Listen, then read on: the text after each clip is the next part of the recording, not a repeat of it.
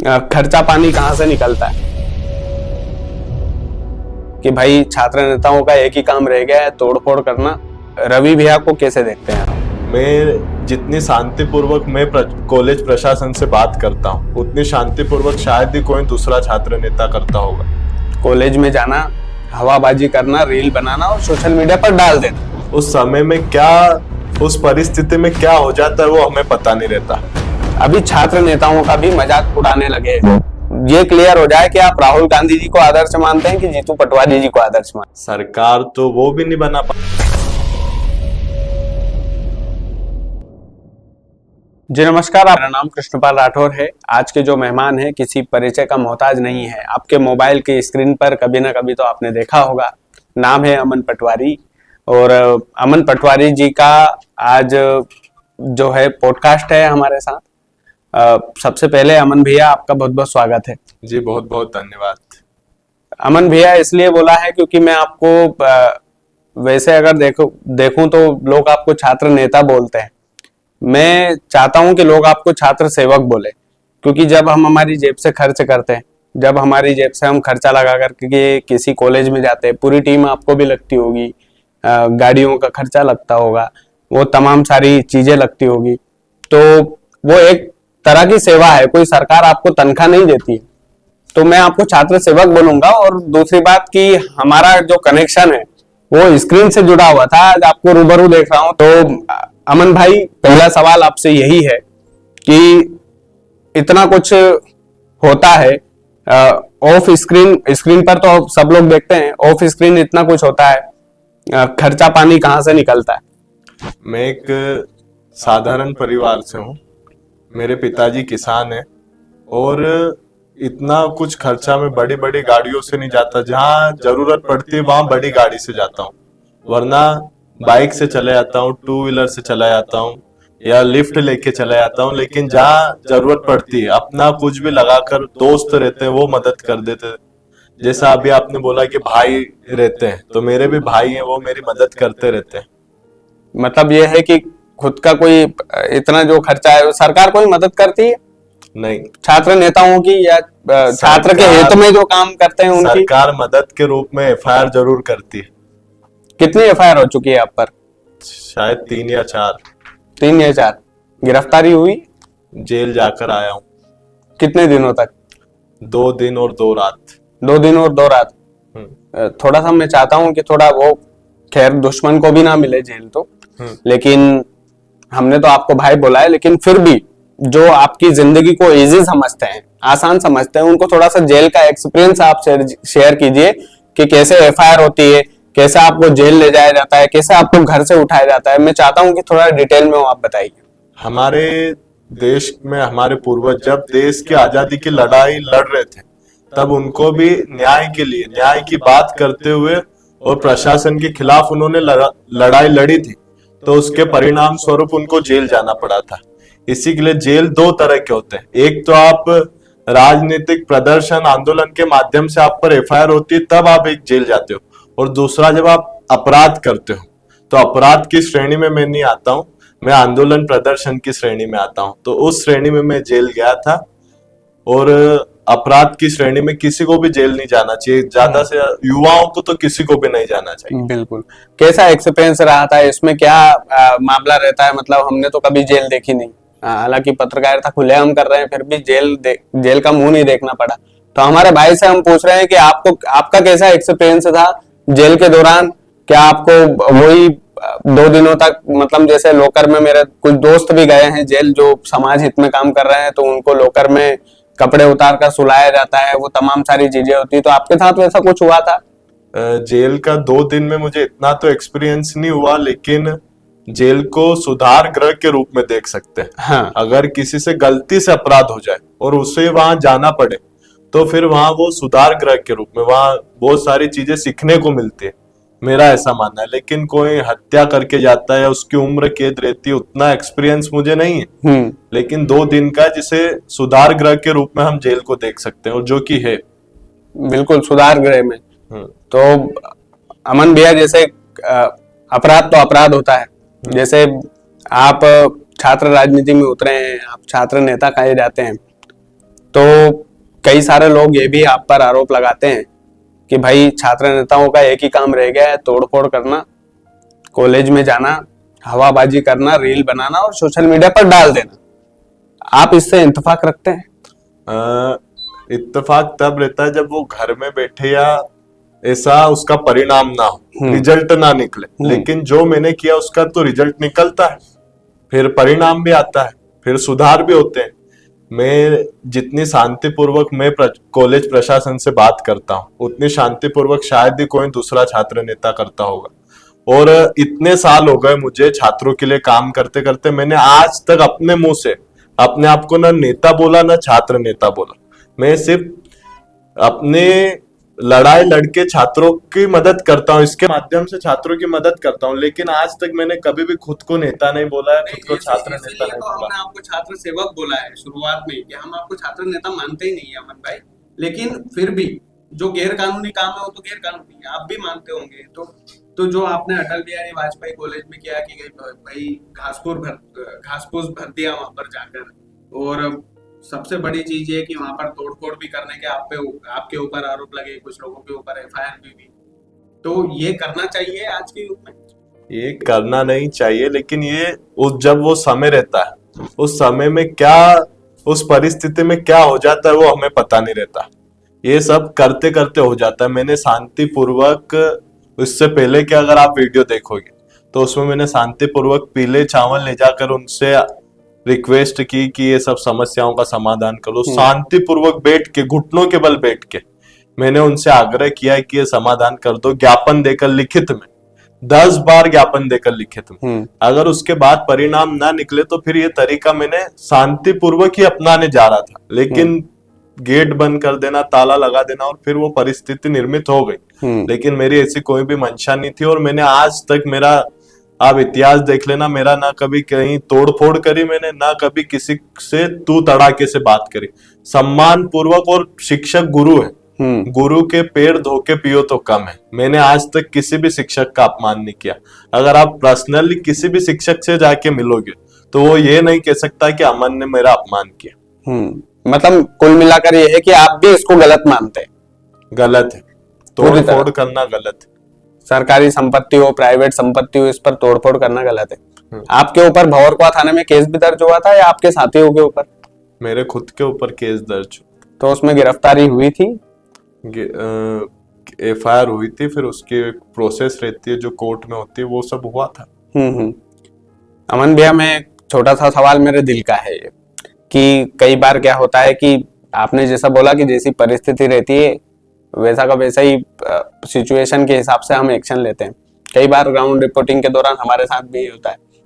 तो अभी क्या होने लगा है कि जो नेटवर्क मार्केटिंग करते थे पहले लोग, तो उनका मजाक उड़ाने लगे लोग। रील्स के माध्यम से आप भी देखते होंगे कि भाई नेटवर्क मार्केटिंग वाला बंदा वैसा है, 3 लोगों को जोड़ो, फिर 3 लोगों को जोड़ो। अभी छात्र नेताओं का भी मजाक उड़ाने लगे हैं, जबकि आप लोग इतनी मेहनत करते हैं।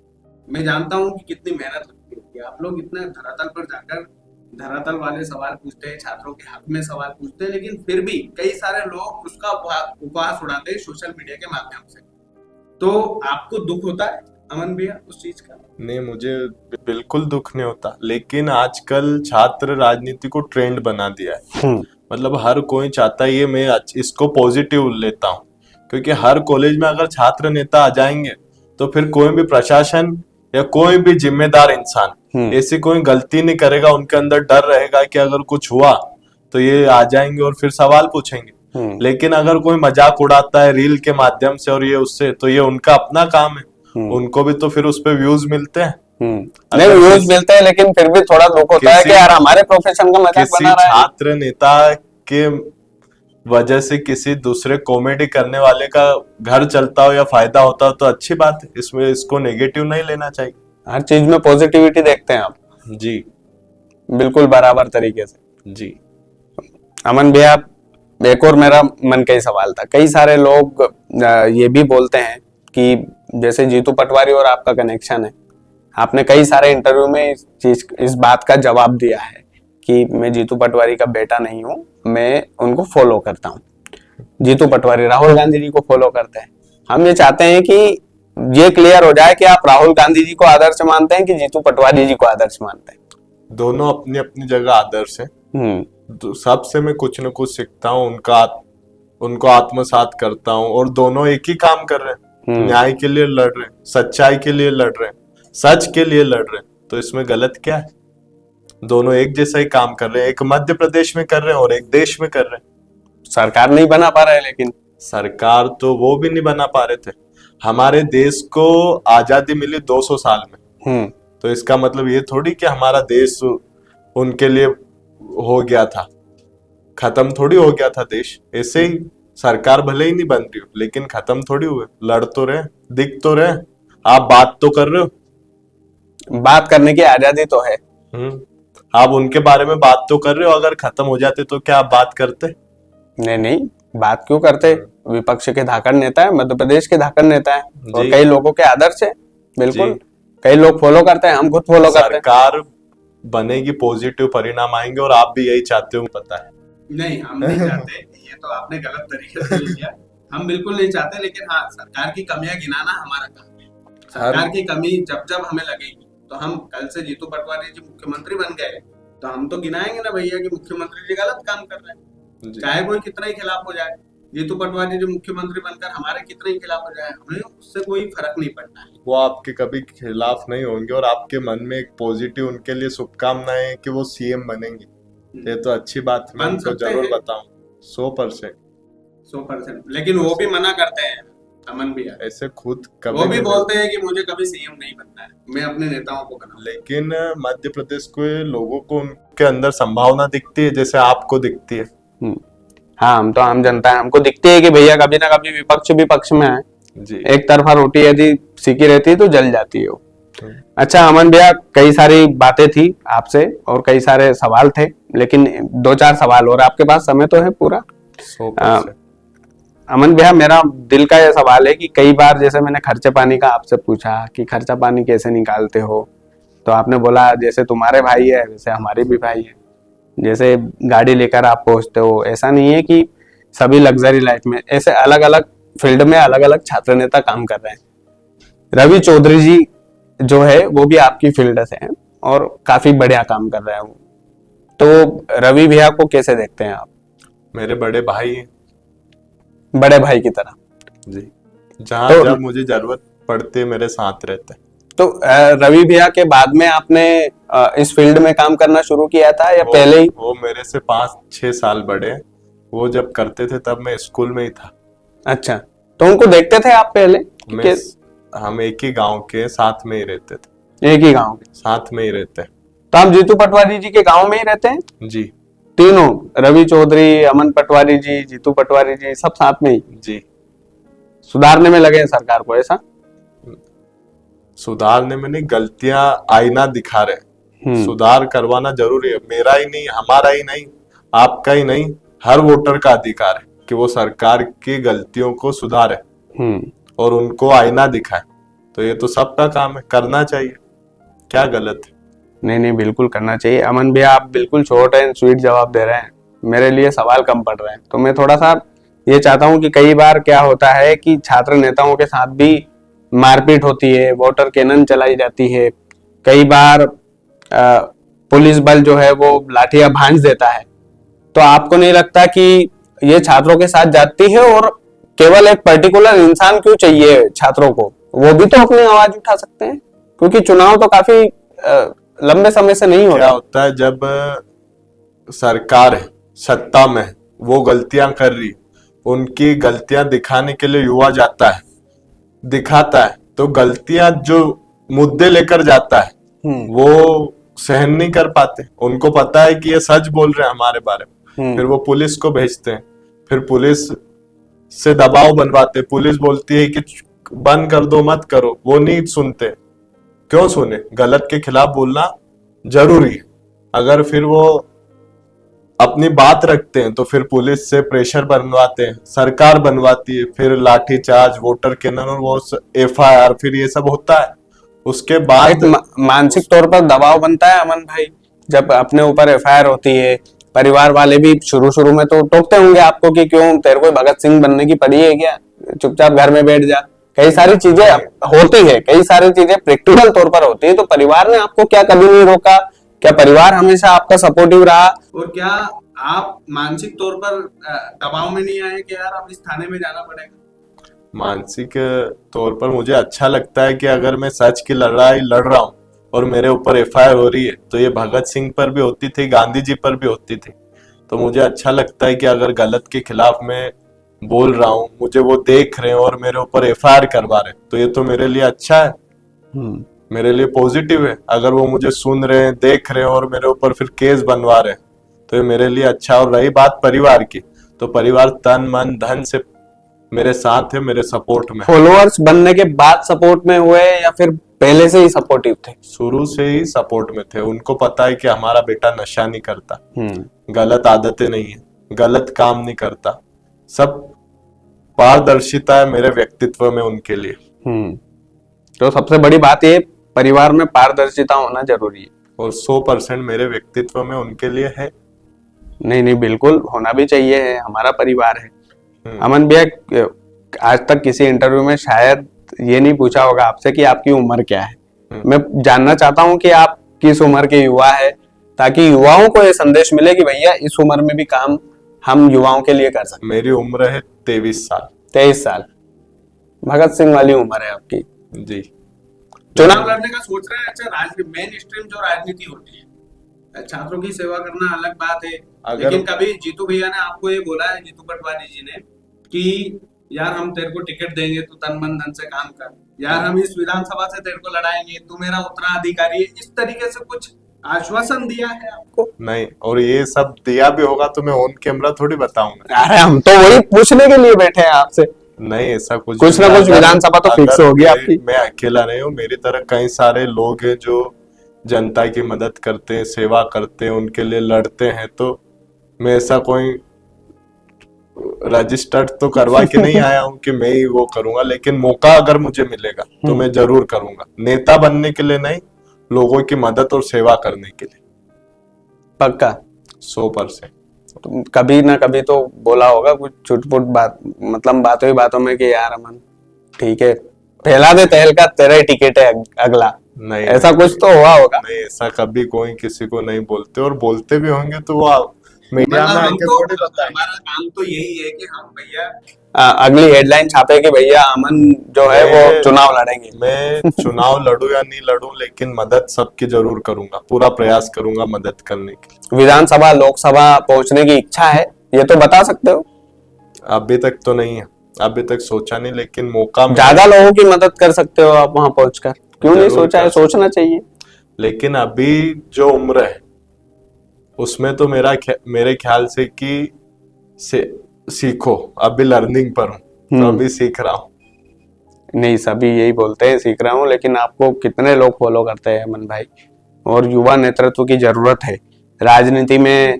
जब हम उतरते हैं तो हम और ज्यादा लोगों की मदद कर सकते हैं। आपका क्या ख्याल है इस बारे में? राजनीति करने में जब आदमी विधायक और सांसद बनता है तो उसको एक स्टैंड मिलता है कि वहां से वो, उसमें एक तो पावर रहती है कि इसके माध्यम से वो ज्यादा लोगों की मदद कर सके, और ज्यादा जो पीड़ित लोग हैं उनकी प्रशासन से बात करके, क्योंकि वो फिर निर्देश दे सकता है, तो निर्देश देकर भी काम करवा सकते हैं।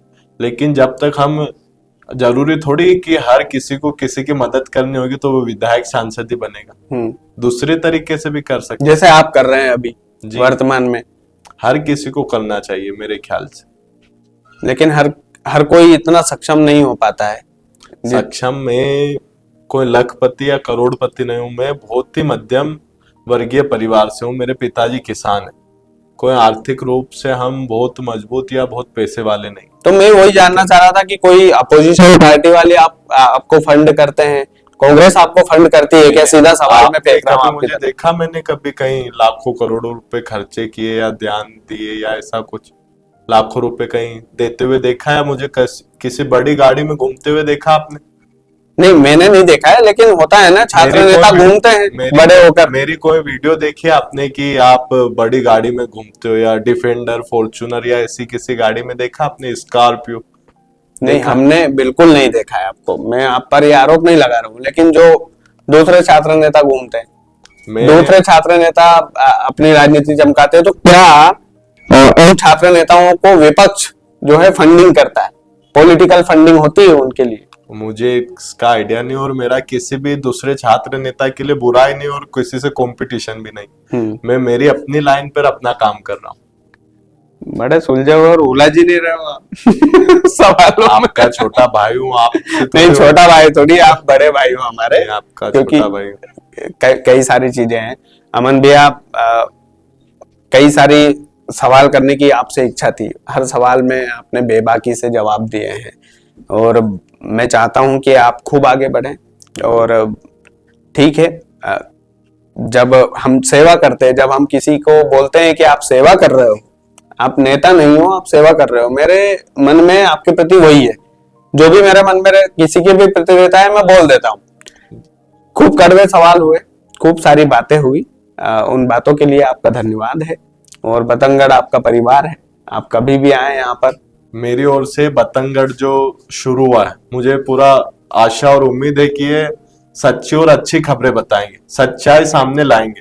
तो मैं मेरी ओर से बतंगड़ को बहुत बहुत शुभकामनाएं देता हूँ, और मैं ऐसी प्रार्थना करता हूँ ईश्वर से कि ये खूब नेशनल लेवल पर जाए, बहुत आगे बढ़े और ज्यादा से ज्यादा कवरेज और सच्चा कवरेज ये दिखाए। ऐसी आपको शुभकामनाएं, बहुत बहुत धन्यवाद। बहुत बहुत शुक्रिया। जय हिंद, जय भारत।